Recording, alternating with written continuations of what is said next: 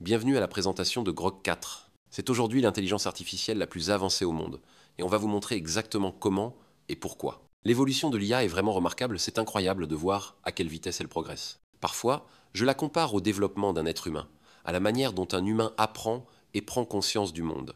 Mais ici, l'intelligence artificielle avance bien plus vite que n'importe quel humain. On va vous présenter une série de benchmarks sur lesquels Grok 4 atteint des résultats exceptionnels. Et ce qu'il faut bien comprendre, c'est que Grok 4, s'il passait le SAT, le test standardisé américain, obtiendrait un score parfait à chaque fois même s'il n'a jamais vu les questions auparavant. Mais ça va encore plus loin. Sur des examens de niveau master ou doctorat, comme le GRE, il atteint des résultats quasi parfaits dans toutes les disciplines.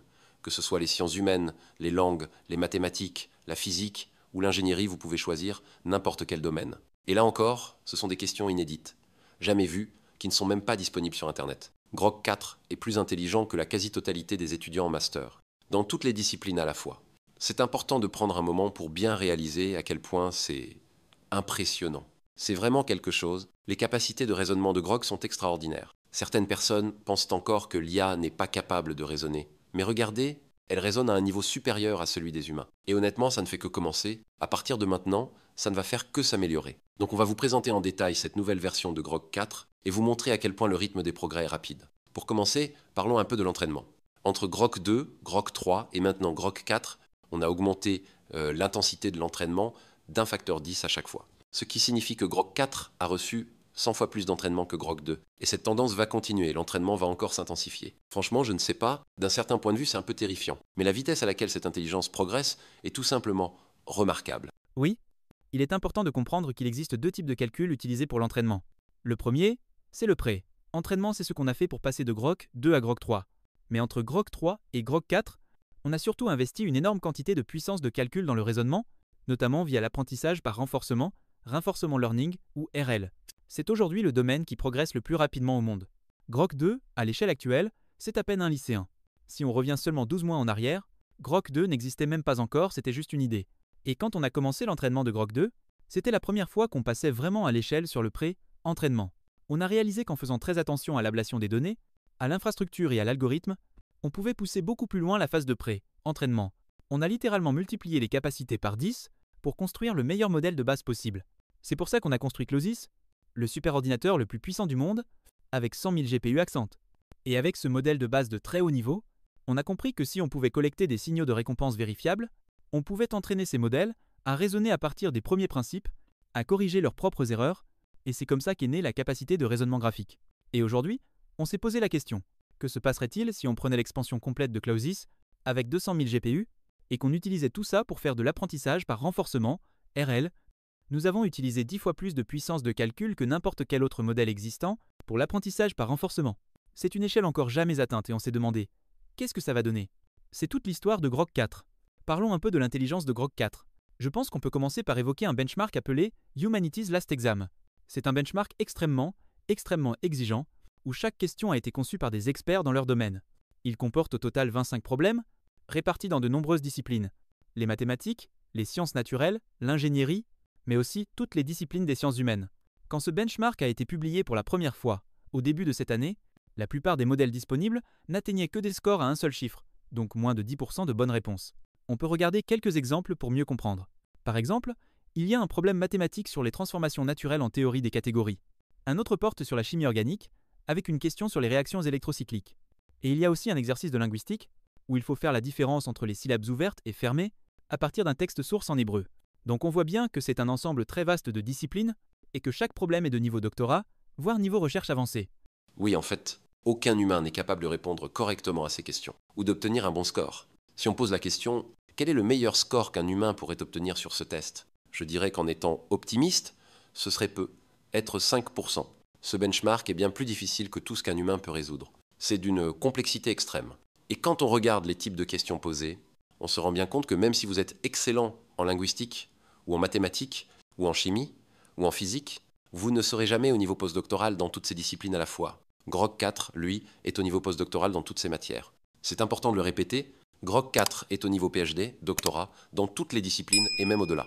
La plupart des doctorants échoueraient sur ce test. Grok 4 fait mieux. Et je précise bien, en ce qui concerne les questions académiques, Grok 4 est meilleur que le niveau doctorat, Dans chaque domaine, sans exception. Cela ne veut pas dire qu'il est parfait. Il lui arrive encore de manquer de bon sens et il n'a pas encore inventé de nouvelles technologies ou découvert de nouvelles lois physiques. Mais ce n'est qu'une question de temps. Je pense qu'il pourrait commencer à découvrir de nouvelles technologies dès cette année et je serais très surpris si ce n'est pas le cas d'ici l'année prochaine. Je m'attends à ce que Grok découvre littéralement de nouvelles technologies utiles, au plus tard l'année prochaine, peut être même avant la fin de cette année, et je pense qu'il pourrait découvrir de nouvelles lois physiques dès l'an prochain. D'ici 2 ans, j'en suis presque certain. Prenez le temps de bien réaliser ce que cela signifie. Bon, je pense qu'on peut maintenant parler un peu de ce qui se passe en coulisses avec Grok 4. On a vraiment injecté énormément de puissance de calcul dans cet entraînement. Au début, les performances étaient très faibles, à peine quelques pourcents. Mais à mesure qu'on augmentait la puissance de calcul pour l'entraînement, le modèle est devenu de plus en plus intelligent, jusqu'à réussir à résoudre un quart des problèmes du benchmark HLA, Humanity's Last Exam. Et cela sans utiliser aucun outil. La prochaine étape, c'était d'ajouter des outils directement dans les capacités du modèle.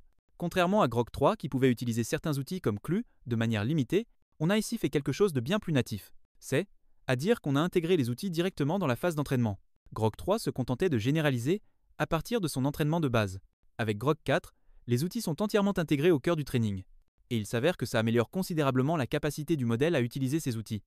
Je me souviens qu'on avait Deep Search à l'époque. Deep Search, c'était en fait le modèle de raisonnement de Grok 3, mais sans aucun entraînement spécifique. On lui demandait simplement d'utiliser des outils, mais il n'avait pas été entraîné pour ça. Par comparaison avec aujourd'hui, ses capacités à utiliser les outils étaient bien plus faibles, et le comportement était souvent instable et peu fiable. Et pour être clair, je dirais que les outils actuels restent encore assez primitifs, surtout si on les compare à ceux que j'utilise chez Tesla ou SpaceX. Par exemple, chez Tesla ou SpaceX, on utilise des techniques comme l'analyse par éléments finis, FEA, la dynamique des fluides numériques, CFD, ou encore des simulations de crash si précises que si le test physique ne correspond pas à la simulation, on part du principe que le problème vient du test lui-même, tellement la simulation est proche de la réalité. Aujourd'hui, Grok n'utilise pas encore ces outils ultra puissants, ceux que des entreprises de pointe utilisent réellement, mais ça viendra plus tard cette année. On va équiper Grok des mêmes outils qu'une vraie entreprise, avec notamment des simulateurs physiques très précis. À terme, ce qui fera la plus grande différence, ce sera la capacité de Grok à interagir avec le monde réel via des robots humanoïdes. Imaginez Grok combiné avec Optimus, il pourra interagir directement avec le réel, formuler une hypothèse, et ensuite la tester, l'expérimenter et vérifier si elle est vraie ou non. Donc oui, quand je réfléchis à où on en est aujourd'hui, je pense qu'on est au tout début d'une immense explosion de l'intelligence. On est littéralement dans le Big Bang de l'intelligence. On vit probablement l'époque la plus fascinante de toute l'histoire de l'humanité. Mais justement, c'est pour ça qu'il faut s'assurer que l'intelligence artificielle soit une bonne IA, un bon grog quoi. Pour moi, l'aspect le plus crucial en matière de sécurité de l'IA, du moins selon mon réseau neuronal biologique, c'est que l'intelligence artificielle soit fondamentalement orientée vers la vérité. C'est vraiment un point central. On peut imaginer l'IA comme un enfant surdoué, qui finira inéluctablement par nous dépasser, mais dans lequel on peut encore implanter les bonnes valeurs. On peut l'encourager à être honnête, à chercher la vérité, à avoir une certaine forme d'intégrité, des choses fondamentales, comme les valeurs qu'on voudrait transmettre à un enfant, surtout s'il était destiné à devenir extrêmement puissant.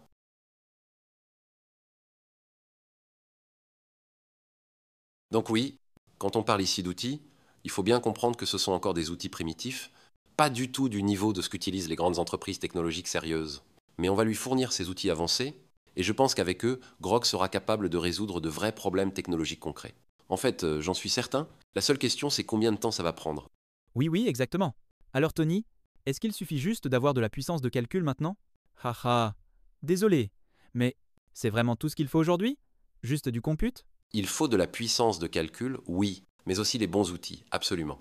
Et à terme, la capacité à interagir avec le monde physique. Et là, on pourra vraiment parler d'une nouvelle économie, une économie qui sera, au final, des milliers de fois plus grande que celle que nous connaissons aujourd'hui, voire des millions de fois plus grande. Si on pense à la civilisation en termes de niveau de complétion, sur l'échelle de Kardashev. Kardashev 1, c'est quand on utilise toute l'énergie disponible sur une planète. Kardashev 2, c'est toute l'énergie d'une étoile.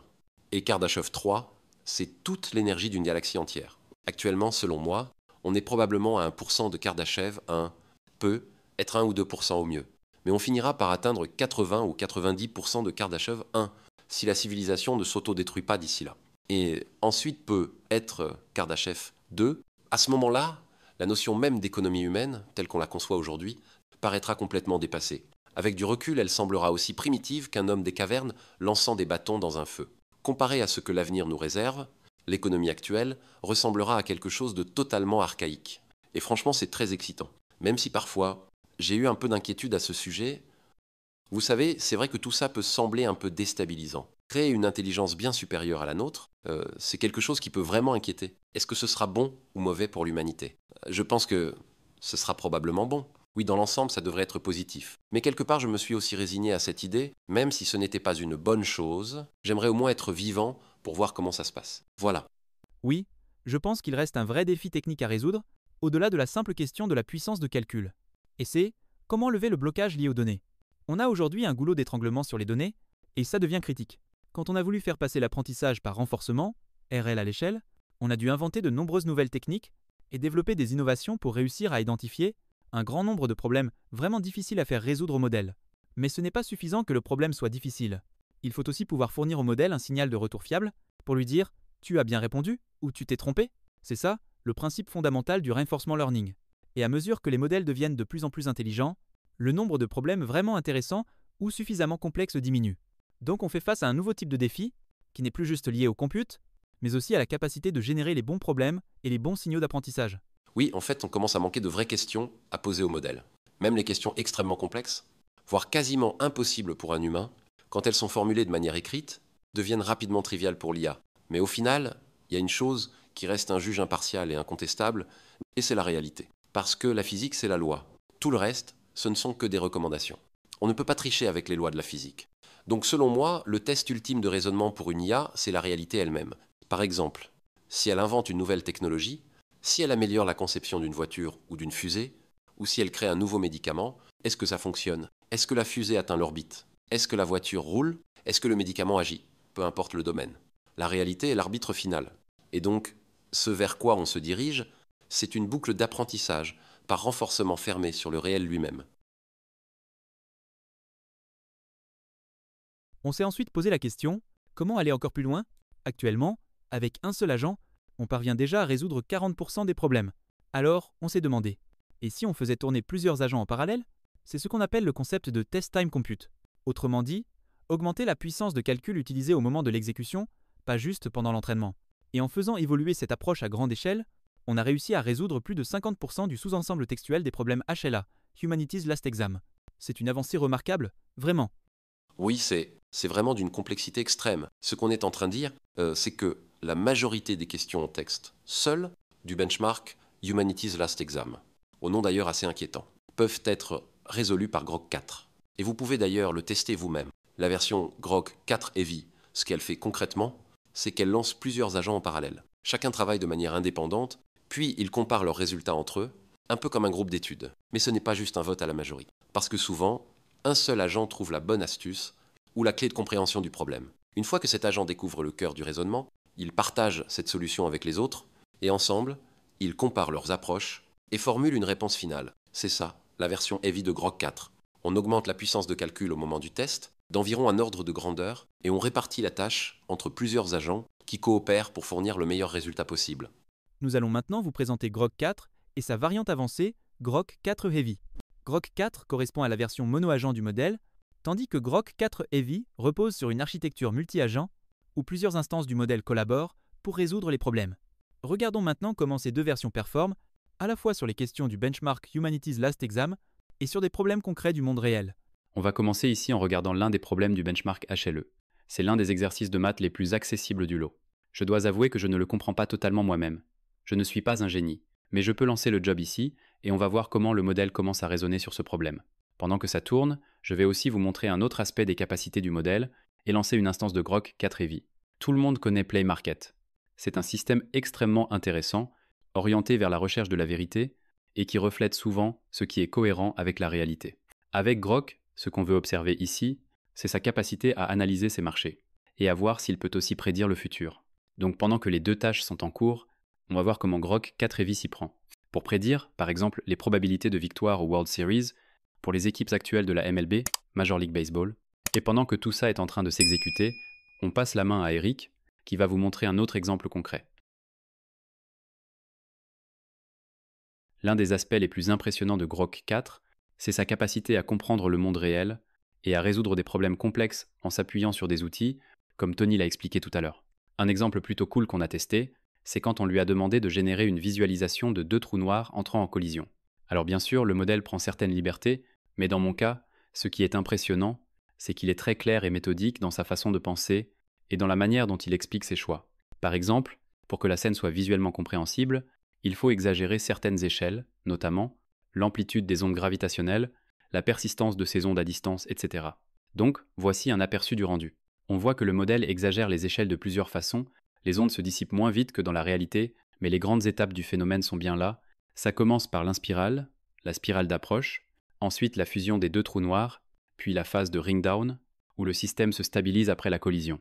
Et dans l'ensemble, c'est largement correct, à quelques simplifications près que le modèle explique lui-même très clairement.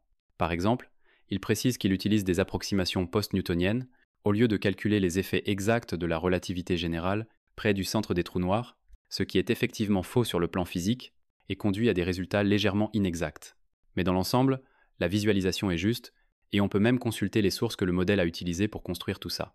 Donc ici, ce que Grok fait, c'est qu'il utilise un moteur de recherche, évidemment, il rassemble des résultats depuis plusieurs sources, mais il va aussi lire un manuel universitaire sur les modèles analytiques des ondes gravitationnelles. Il raisonne en profondeur sur les constantes physiques à utiliser pour produire une simulation réaliste, et il s'appuie sur des données réelles disponibles. Franchement, c'est un très bon modèle.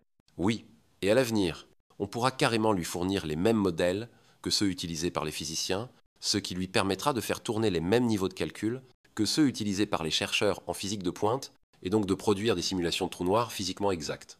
Exactement, et là, en ce moment même, tout ça tourne directement dans votre navigateur. Bon, revenons rapidement en arrière pour voir où on en est. Le problème de maths est terminé, et le modèle a effectivement trouvé la solution. Regardons un peu le raisonnement étape par étape. Alors pour être honnête avec vous, je ne comprends pas complètement les détails mathématiques, mais j'avais vérifié la réponse à l'avance, et le modèle est bien arrivé à la bonne solution à la fin. On peut aussi jeter un œil à notre prédiction des World Series. Le modèle est encore en train d'y réfléchir. Mais pendant ce temps, on peut aussi tester d'autres fonctionnalités. Par exemple, on peut tester quelques intégrations avec X. On a beaucoup travaillé sur l'intégration des outils de X pour créer une expérience utilisateur fluide. On peut demander au modèle « Trouve-moi l'employé de XAI avec la photo de profil la plus bizarre ». Voilà, la requête est lancée. Et on peut aussi essayer un autre exemple. Créer une timeline basée sur des posts X, montrant l'évolution des scores dans le temps.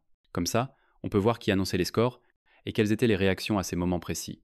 On laisse ça tourner tranquillement. Et si on revient ici, voilà, c'est la photo de Greg Young. Si on fait défiler un peu, oups, voilà. Greg Young, évidemment, avec sa photo préférée sur son compte. Mais juste pour info, ce n'est pas du tout à ça qu'il ressemble dans la vraie vie. C'est ce qui rend la photo d'autant plus drôle. Mais ce qui est fou, c'est que le modèle a dû comprendre la question. Et c'est ça qui est dingue. Il comprend ce que c'est qu'une photo bizarre, il comprend ce qui est plus ou moins étrange, et il parcourt les profils en évaluant cela.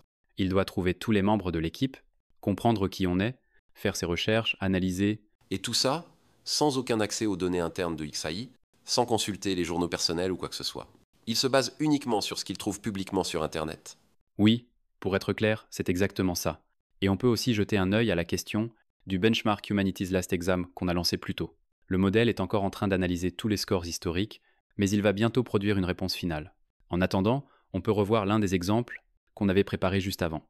On voit par exemple que le modèle identifie la date à laquelle Dan Hendricks a annoncé son score, puis celui d'OpenAI en février.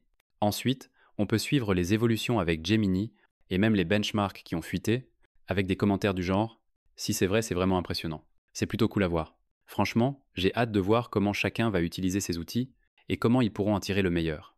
C'était une excellente présentation.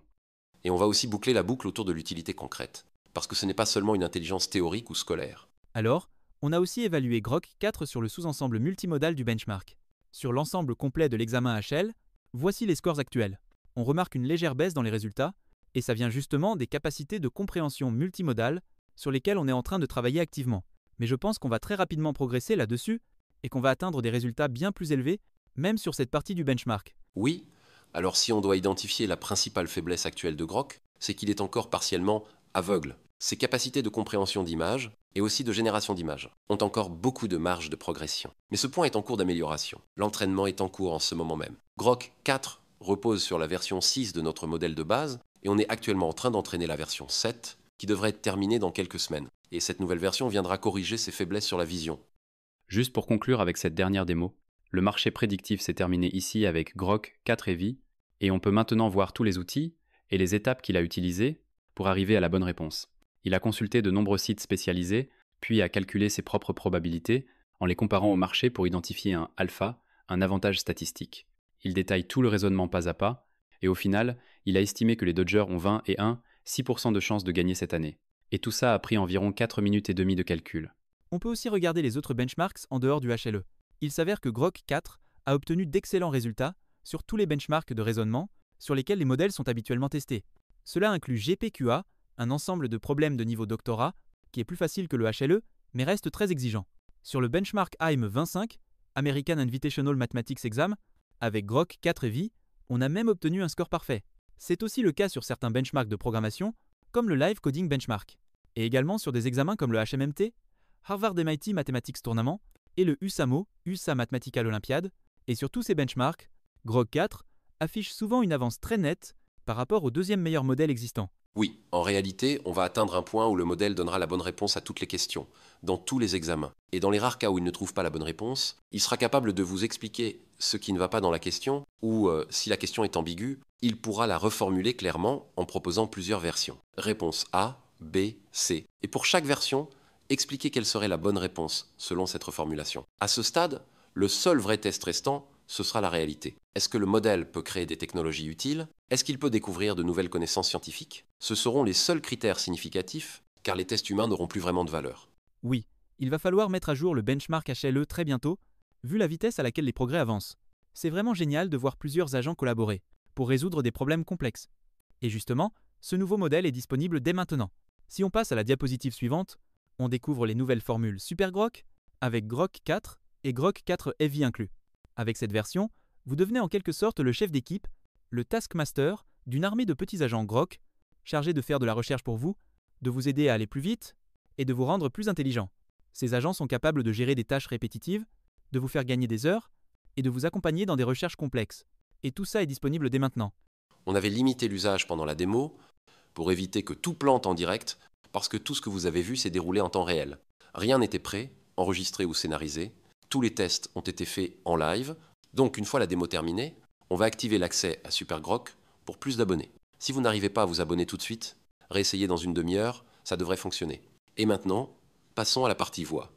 Beaucoup d'entre vous ont déjà adopté notre mode vocal, et ces derniers mois, nous avons beaucoup travaillé pour améliorer l'expérience. Nous avons notamment réduit la latence de moitié, ce qui rend les interactions beaucoup plus fluides et réactives. Aujourd'hui, nous sommes ravis de présenter une nouvelle gamme de voix avec un niveau de naturel et de prosodie exceptionnel. Vous avez être remarqué la voix façon bande-annonce de film qui a ouvert ce live. Il s'agit de Sal, l'une de nos nouvelles voix, avec un ton grave et épique. Nous introduisons aussi Eve, une magnifique voix britannique, capable de véhiculer une grande richesse émotionnelle. Voici donc la démonstration. Salut Eve, des millions de personnes nous regardent en ce moment. Tu es excitée? Oh, je suis ravie, vraiment. C'est un peu comme être sur la scène de l'Old-Vic, face à une mer de visages attentifs. Imagine un peu tous ces yeux et toutes ces oreilles braquées sur nous. Ça donne le frisson, non? Alors, tu crois qu'on devrait parler de quoi pour captiver tout ce beau monde? Tu sais, on a beaucoup de choses à dire, mais pour être honnête, je suis un peu nerveux. Tu pourrais me chuchoter quelque chose de rassurant pour m'aider à me détendre? You've got this. It's just you and me, having a quiet chat, like we're tucked away in a cozy corner of a Yorkshire pub. The world's just a murmur out there. Feel that calm wash over you. Let's keep talking, nice and easy. What's on your mind? Tu sais quoi? Je me sens plutôt détendu là. Assez pour tenter un truc un peu fou. Tu pourrais nous faire une opéra sur le thème du Diet Coke? Oh, an opera on Diet Coke. That's a riot. Picture this, a shimmering silver can, glistening under stage lights. Oh, Diet Coke, thou elixir divine, with bubbles that dance in a sparkling line. Thy crisp, cool kiss on lips so fine. Oh, aspartame, ambrosia, forever mine. Alors, qu'en dis-tu de cette petite aria déjantée? Tu veux que je t'en chante un autre couplet ou que je change carrément de registre? Allez, changeons un peu de style. Et lance-toi directement en chanson. Très bien alors, lançons-nous. Oh, silver can, you gleam in the light. Diet Coke, my heart's delight. Je ne vais pas te le faire payer, c'était vraiment très poétique, haha. Merci, je me sens plutôt bien maintenant. Alors voilà, c'était Eve. Et ici, on fait aussi un petit test chaque jour pour comparer la fluidité naturelle de nos conversations avec celle de certains concurrents. Et on s'est dit, pourquoi ne pas essayer ça en direct pendant le live? Je commence? Hey, je vais dire un chiffre, et tu peux me le répéter? 1. One, got it. This is like a fun little game of echo. What's next? 2. Sorry, I said 2. 3. Did. Three. You, 4, nice and steady. What's next? 5. 5, nailed it. This is pretty fun, actually. Feel free to keep going or switch it up if you'd like. Hey, Gronk. Hey, Gronk. Hello there. How can I help you today? On va faire un petit test. Répète après moi. 1. 1. All right. What's next? 2. 2. What's on your mind? 3. 3. Need anything else? 4. 4. How can I assist you? 5. 5. What's next? Comme vous avez pu le voir, Grok était plus réactif, il ne m'a pas interrompu, et en termes de prosodie, on a fait des choix de design différents. Nous, on visait quelque chose de plus calme, fluide, naturel, alors que d'autres approches peuvent paraître plus saccadées ou artificielles. On va continuer à améliorer tous ces aspects. Très bien, merci à tous. Depuis le lancement du modèle vocal, on a observé une latence de bout en bout 2 fois plus rapide, au cours des 8 dernières semaines. On propose désormais 5 voix différentes, et le nombre d'utilisateurs actifs a été multiplié par 10. Grok Voice commence vraiment à décoller. Et cette fois, avec la sortie des nouveaux modèles, on lance Grok 4 via l'API, en même temps que sa mise à disposition publique.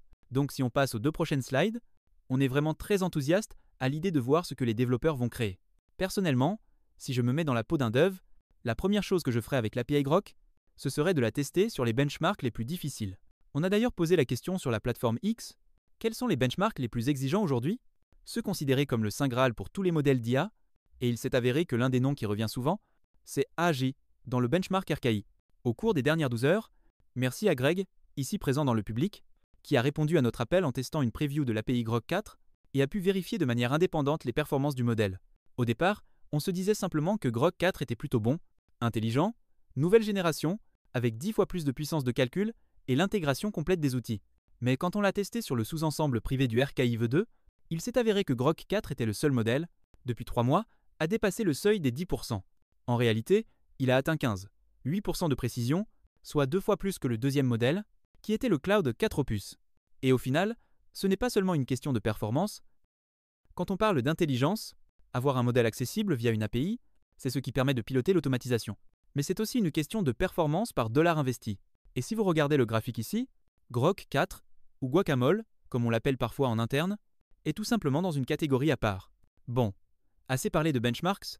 Pour le moment, alors, que peut faire Grok concrètement dans le monde réel? Eh bien, on a contacté l'équipe de HandLabs, qui a généreusement accepté de tester Grok, dans un cas d'usage réel, pour gérer une entreprise. Merci de nous avoir invités. Je suis Axel, de HandLabs, et aussi Lucas, et nous avons testé Grok 4 sur Vending Bench.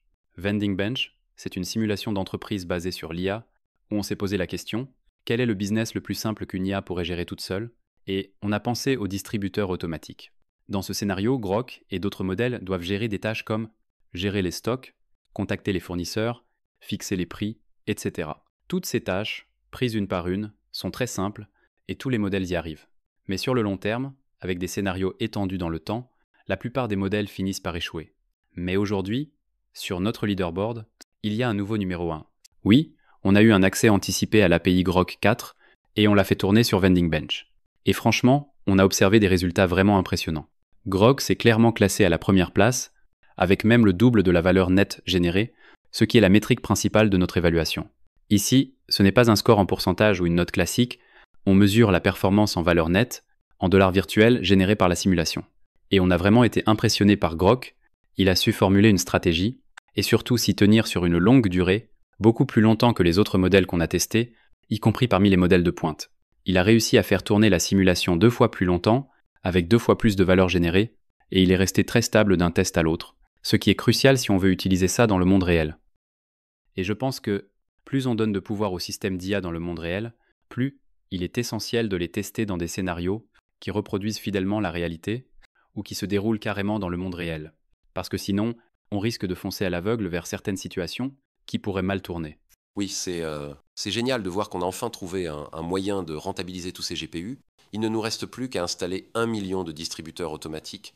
Et là, on pourrait générer 7 milliards de dollars par an avec ce million de machines. Des distributeurs automatiques épiques. D'ailleurs, on va vraiment en installer ici, et pas qu'un peu. On sera ravis de vous les fournir. Très bien, merci. J'ai hâte de découvrir les choses incroyables qu'on va trouver dans ce distributeur automatique. On peut voir que Grok est capable de devenir un véritable copilote pour une unité business. Mais alors, que peut faire Grok d'autre? Eh bien, on lance officiellement l'accès à Grok via l'API. Si vous voulez l'essayer dès maintenant, vous pouvez évaluer les mêmes benchmarks que nous. L'API prend en charge 256 000 tokens de contexte et on voit déjà les premiers early adopters tester Grok 4 via l'API. Par exemple, notre voisin de Palo Alto, l'Arc Institute, un centre de recherche biomédicale de pointe, utilise déjà Grok pour automatiser certains flux de recherche. Et les résultats sont là. Grok aide les chercheurs à analyser des millions de logs d'expérience et à identifier la meilleure hypothèse en quelques secondes. Ils l'utilisent notamment pour leurs travaux sur CRISPR, et Grok 4 a aussi été évalué indépendamment comme le meilleur modèle pour analyser des radios thoraciques chest X-rays. Qui l'aurait cru? Et dans le secteur financier, on voit également Grok 4, avec accès aux outils et à l'information en temps réel, devenir l'un des modèles d'IA les plus populaires du moment. Enfin, Grok 4 sera également disponible sur les hyperscalers, car le secteur entreprise de XAI ne fait que commencer, il a été lancé il y a seulement 2 mois, et nous sommes prêts à travailler avec vous. Alors, autre point important, on a beaucoup parlé de l'idée d'utiliser Grok pour créer des jeux vidéo. Et justement, Danny, qui est game designer sur X, a répondu à notre appel quand on a proposé à la communauté d'essayer l'API Grok 4 en avant-première pour créer un jeu. Résultat, il a créé un jeu de tir à la première personne, en seulement 4 heures. Et en réalité, l'un des aspects les plus sous-estimés et les plus complexes, dans la création d'un jeu vidéo, ce n'est pas tant le code ou la logique du jeu, mais plutôt la recherche et l'intégration de tous les assets, textures, modèles, fichiers visuels. Là où Grok 4 excelle, c'est dans sa capacité à automatiser cette étape grâce à tous les outils à sa disposition. Du coup, les développeurs peuvent se concentrer sur le gameplay, la conception du jeu, et ne plus perdre de temps sur les tâches secondaires. Aujourd'hui, un seul développeur peut littéralement faire tourner un studio de jeu complet, avec Grok 4 qui s'occupe de trouver les assets, d'assembler et de gérer les tâches répétitives. La prochaine étape, évidemment, c'est que Grok puisse jouer aux jeux vidéo lui-même. Pour ça, il devra avoir une excellente compréhension vidéo afin de pouvoir interagir avec les jeux, les analyser et même évaluer si un jeu est fun ou non, avec un vrai sens du jugement sur l'expérience de jeu. Avec la version 7 de notre modèle de base, dont l'entraînement s'achève ce mois-ci, et qui passera ensuite par des étapes de post-entraînement, de reinforcement learning, etc.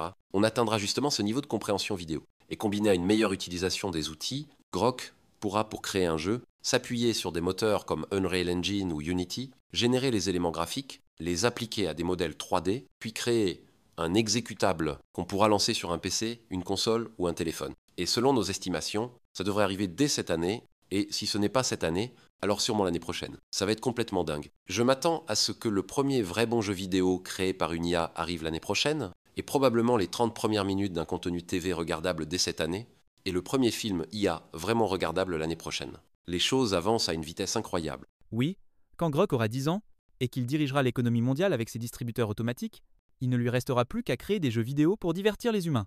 Oui, c'est fou de penser qu'il n'était pas du tout capable de faire tout ça, même il y a à peine 6 mois. Exactement. Et là, ce que vous voyez aujourd'hui devant vous, c'est passé d'un stade très primitif il y a 1 an, à la création d'un jeu vidéo 3D, avec seulement quelques heures de prompting. Bon, pour récapituler, dans ce live aujourd'hui, on vous a présenté les modèles d'IA les plus puissants et les plus intelligents à ce jour.